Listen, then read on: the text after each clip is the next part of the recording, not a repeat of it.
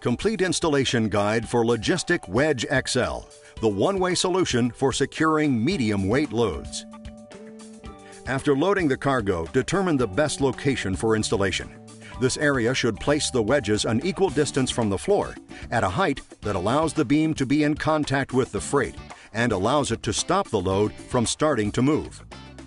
The entire application area must be clean and dry to ensure proper installation. Apply the Wedge XL to the wall. Remove the backing from one wedge and place it in the desired application area on the wall. Place the second wedge in the application area on the opposite wall. Determine the size of the beam to be used. Measure the inside width of the trailer. For proper fit and pressure, the 4x4 or 2x4s should be 3.5 inches shorter than the inside width of the trailer. You may either use a single 4x4 or two 2x4 beams joined together as a replacement for the 4x4. We do not recommend that you use a single 2x4 with the wedge. Insert the beam. Place one end of the 4x4 into the pocket of the first wedge and rest the opposite end of the beam at the top of the ramp on the second wedge.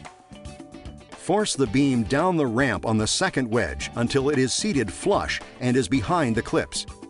If this is too difficult, trim a 1/4 inch off the end of the beam and complete the application. Proper installation will result in trailer walls expanding outward slightly.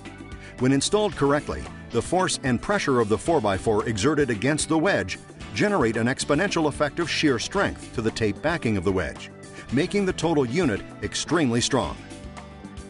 Locate the tamper evidence slot.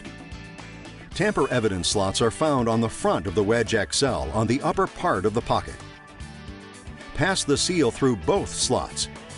Continue the seal above the 4x4, completing the loop to meet the opposite end with the latch.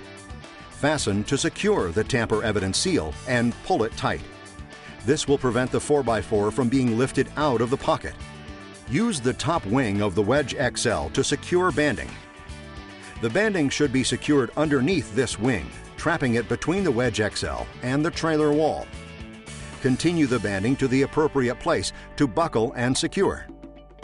Use the bottom ribs of the Wedge XL to secure 2x4 floor bracing. The bottom ribs will stabilize a 2x4 on its side. This will be used on the lower portion of the freight and needs to be put in place during the installation of the Wedge XL. Instructions for removing the Wedge XL.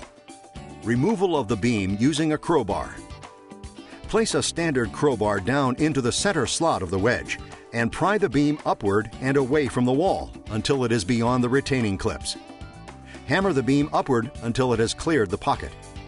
Be careful to stand away from the beam, as it may eject with some force.